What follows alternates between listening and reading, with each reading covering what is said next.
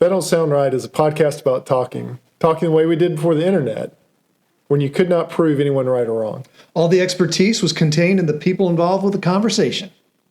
I'm Peter. I'm Cecil, and I hope you enjoy our conversations. And as you listen, if you find yourself silently saying, that don't sound right, send us a comment. You're one of us. Grin and maybe jovial attitude. He just kind of looks around and says, fellas, someone's going to get hurt tonight.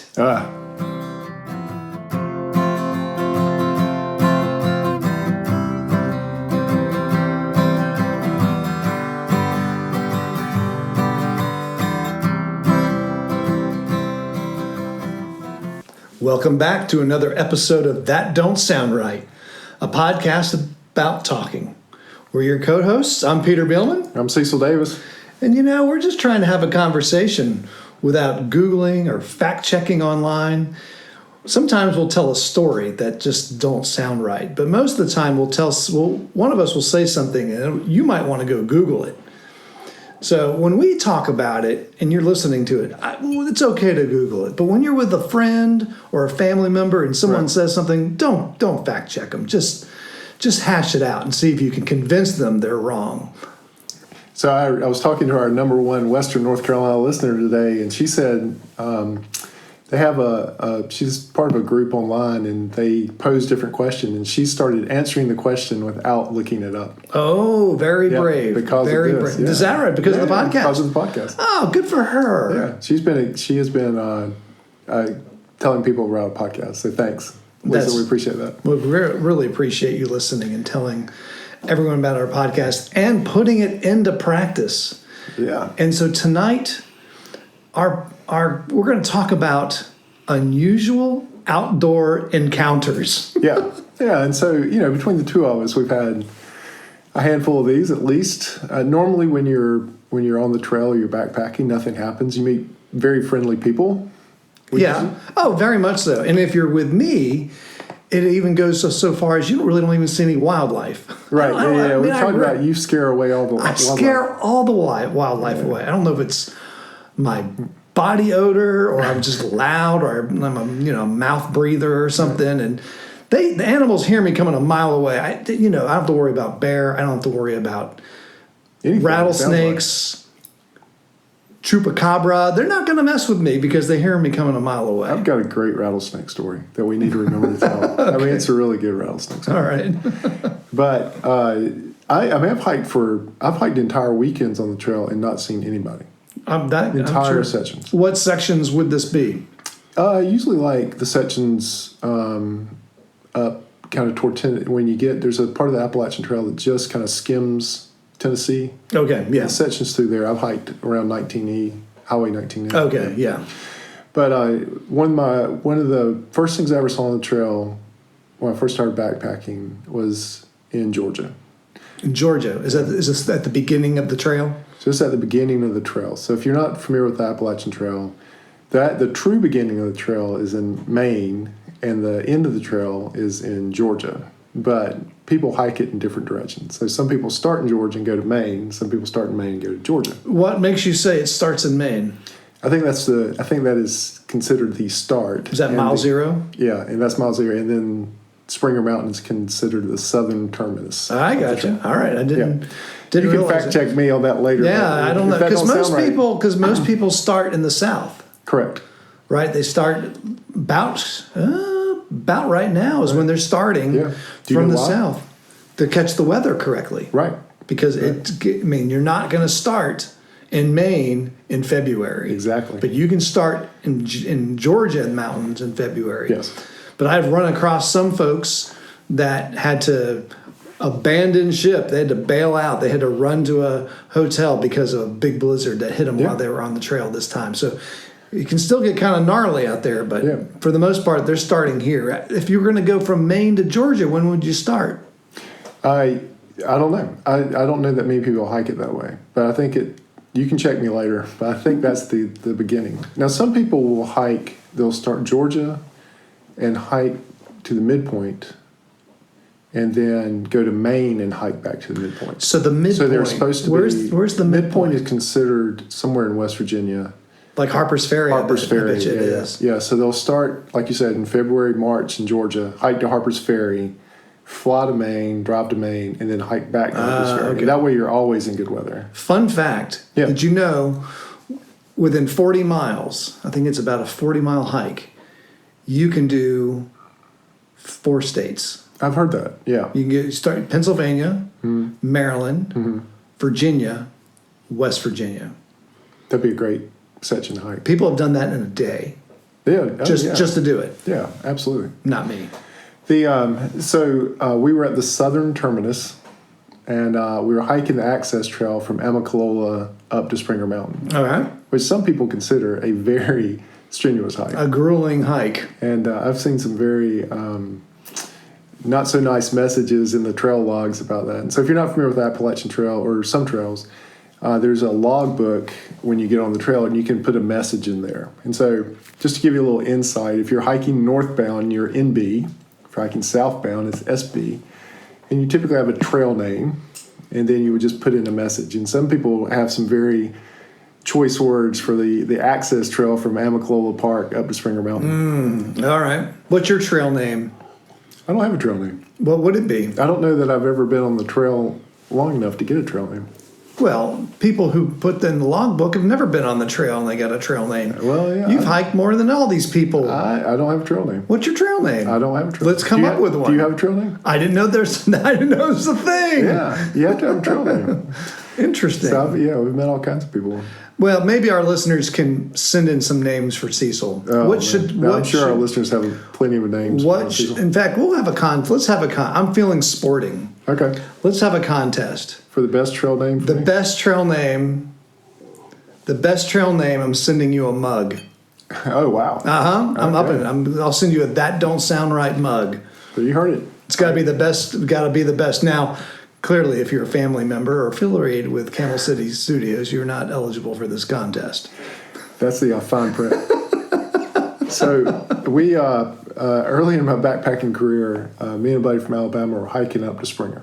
Okay. So we met down there. Yeah, let's get to this story here. Yeah, and so on the access trail, about halfway up, I think before you get to the top of Frosty Mountain, there is the wreckage of an airplane crash. Like what kind of airplane? Like probably a 2-seater Cessna. Really? Yeah. Yeah, it's off to the left of the trail as you're going northbound. You can see it from the trail? You can see it if you know where to look. You can see it from the trail. No kidding. So part of the fuselage is still there. The seats. They left it there? Yeah, they left it there. That don't sound right. I know.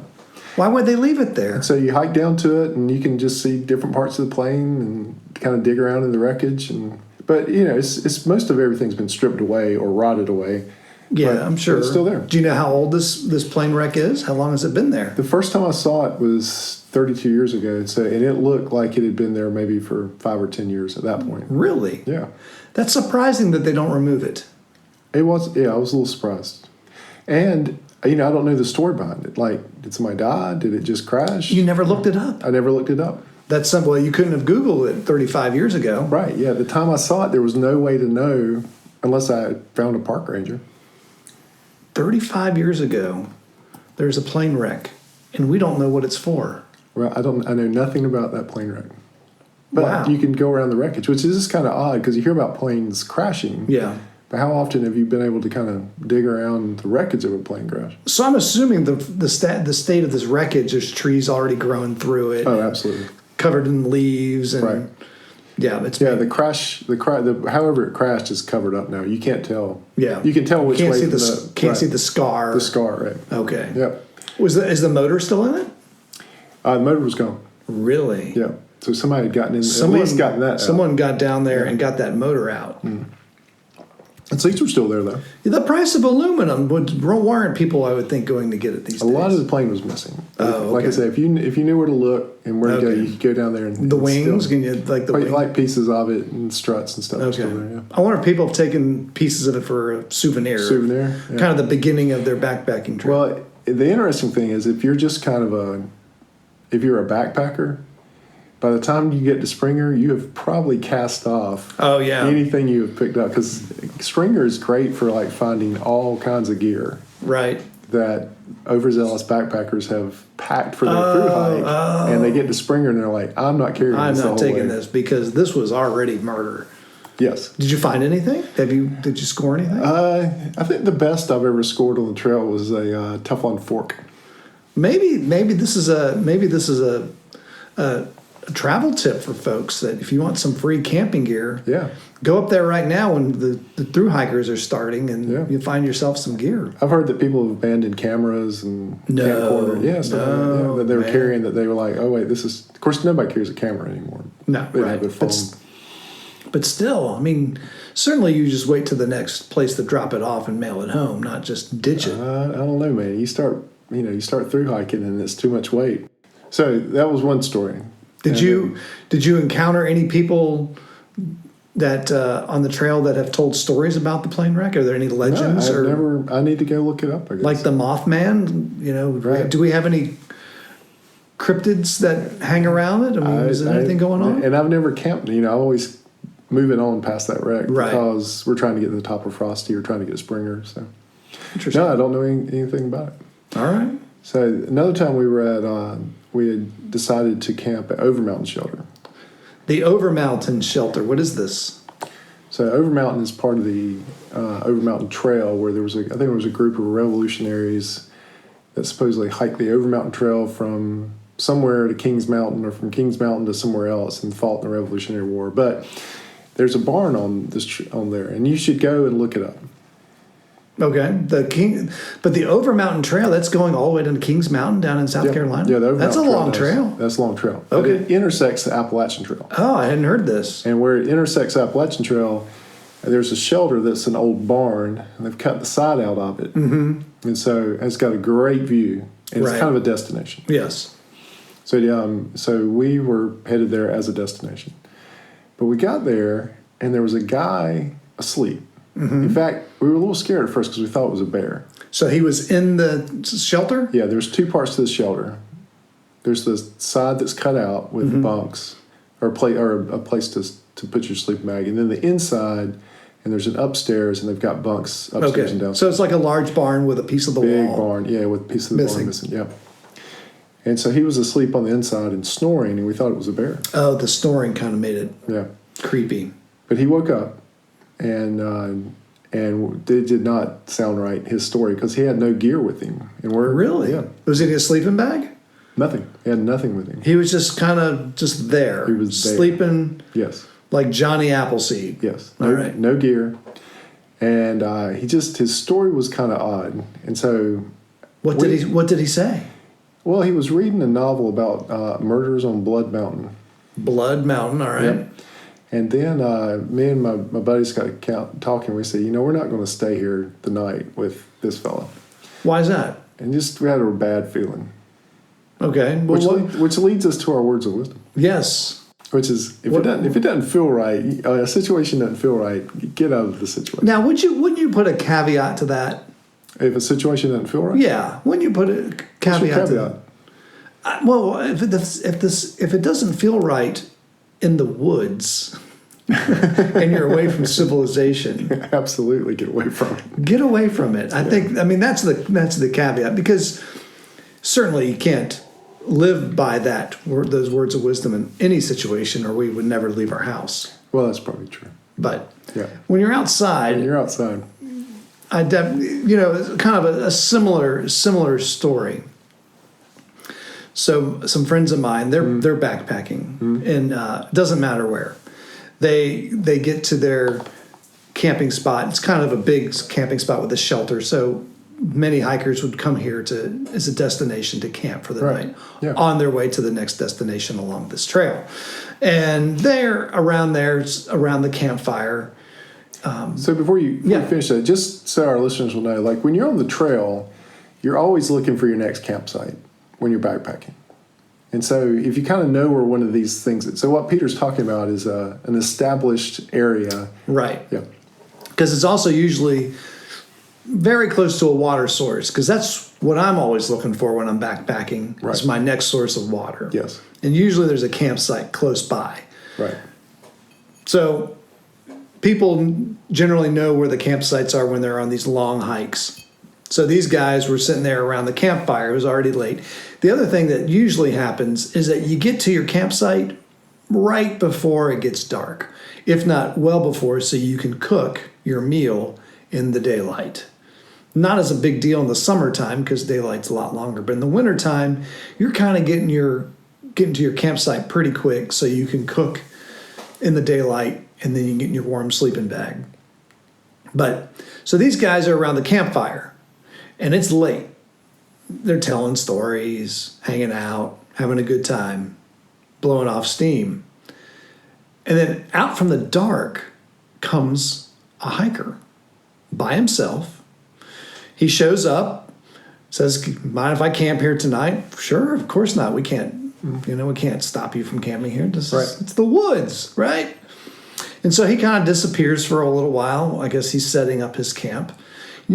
People hear him rustling around in the woods, maybe setting up a tarp and hammock or his tent, whatever it is. He's out there milling around, setting up his thing. Don't think anything of it. So he comes back. And he's asked, "May I join you? Can I sit with you guys around the fire?" "Well, no one's going to stop you. Of course you can. It's a campsite. We're all here together. Yep. Have a seat." So he sits down, and after a little while, he takes out 2 items. What does he take out? The first item is a flask. That's common. And probably with some good bourbon, right? Maybe some rum. Yeah, I've seen a lot of flasks on the trail. That's right. The second thing he gets out is a gun. No, I've not seen a lot of those on the trail. And with this kind of grin and maybe jovial attitude, he just kind of looks around and says, "Fellas, someone's going to get hurt tonight." Now, maybe he was trying to lighten up the situation, but it did not lighten it up for these guys. I would have been out of there. And what's your words of wisdom again? If it don't feel right, and the situation doesn't feel right, get out. So they did. They packed up their stuff quietly and moved on. And they got their flashlights out and just moved on. Yeah. Found another subpar place to camp, but at least they felt safe. Well, that's what we did at Overmountain, and that guy didn't have a gun. We moved on to a subpar place to camp because it was late, and 2 hikers came in later. They were late? A mother and a son. Was it dark by then? It was getting just to the edge of darkness. And they're doing just like you were saying. They're rolling into they've timed it. They're getting over mountain just in time. They want to see the sunset. And sun comes through first. And so we don't want our bias to affect him. So we don't say anything about the guy. We tell him there's a guy down there, but we don't really give him our opinion because it's very odd that we're camping where we're camping with over mountain so close. In fact, I think he even says, What are you guys doing? Over Mountain's right around the corner. Yeah. So he goes on down to Over Mountain. A little while later, his mom comes by. As we're talking to his mom, the guy, her son, comes almost running back up the trail. And it's like, "Why didn't you guys tell me about that guy at Over Mountain?"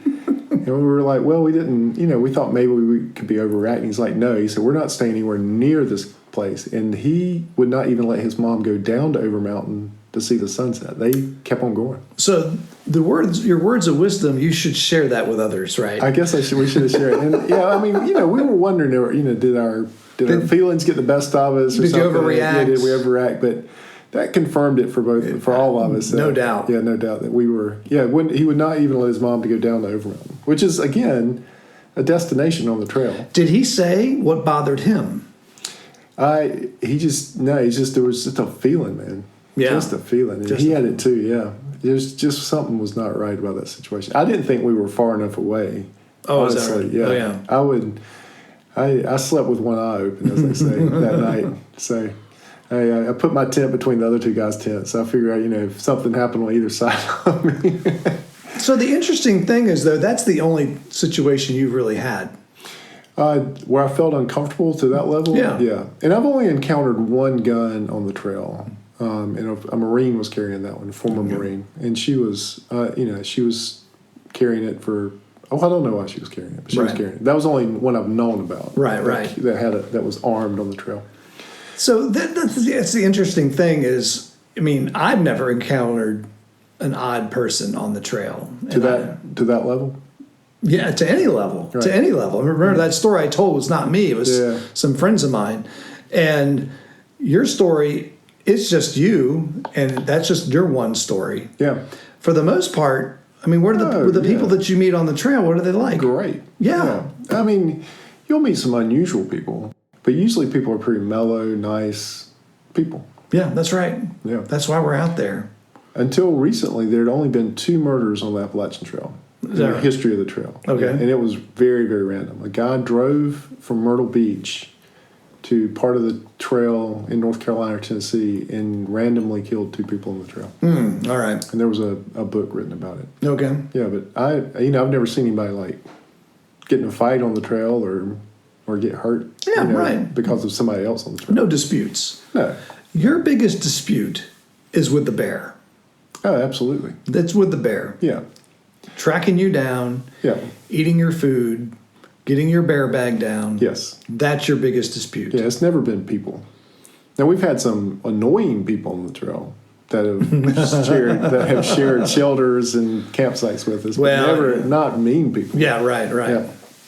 Maybe weather too is one other encounter you can have on the trail. Yeah. Usually it's not people. I've had one encounter with weather on the trail. Buddy of mine, we were up in New York in the Catskills. Oh, wow. This portion of the trail.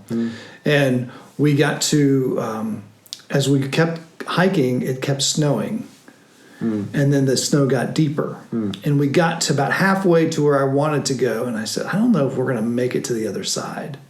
And I don't know if we should try. So we said, okay, let's just stop here. Let's camp here and see if the weather breaks. Right. And we got in our tent. And then it started to freezing rain. And I have never seen ice build up like I did this time. Yeah. We remember looking out the window of our tent, and there was a small pine sapling. And you know how pine trees are. When they're small, they have skinny branches, but they have the long pine needles. And we literally watched the ice build up on the pine needles, and we watched the branches start to droop. Oh, man. As the ice built up on this little sampling. And we said, I don't think we're going to go any further. Yeah. So we ended up spending the night there. You kind of bivouacked. Yeah, we kind of spent the night there. We were fine. We had plenty of water, plenty of food. We weren't going to be in trouble. Right. And then the next morning we got up and we just got out, and we practically went the whole way on our rear ends because of all the ice. Oh, wow. Yeah, that's a hard hike out. But again, that's what you expect. Yeah. In the Catskills in the winter. That's right. You're not gonna. But we didn't encounter any people. There's one other encounter on the trail that I have to really think about before I tell it on the air. I'll tell it to you off air and see if you think it's appropriate. All right. Yeah, but one thing I'd be curious to figure out after this conversation is what's the deal with that airplane? Yeah, we'll have to get back and see if we can find it. I wonder what the deal with that airplane is. Well, it don't sound right, but you have reached the end of another That Don't Sound Right. So TDSR, you want to talk about your what you can do for St. Patrick's Day or President's Day? Are you tired of buying the same old boring gifts for St. Patrick's Day? We've got some pint glasses that you can put green beer in. Oh, yeah. So I would encourage you to do that. We have some green shirts with our logo on it so you don't get pinched. Check out our merchandise store. Link in the show notes. Link at our website, thatdon'tsoundright.com. But before we close, we do want to thank everyone for listening. If this is your first time and enjoyed the conversation, would you consider hitting the subscribe button or the check mark on the Apple Podcasts? Also, consider giving us a rating and leaving us a review. And again, send us a suggestion for Cecil's trail name. We'll pick the best one, and I will send you a That Don't Sound Right mug for it. Can I play? Can I send it in? Again, we'll have to adjust the fine print. All right, so That Don't Sound Right is a podcast which is a production of TDSR Podcast in conjunction with Camel City Studios. I'm your co-host and sound engineer, Cecil. Peter is your other host and your web designer. Emily is our graphic designer. Giorgio is our product tester. Brent is our brand ambassador. And as always, listener number one is Scott. All right, so until next Saturday night, keep talking. Stay curious.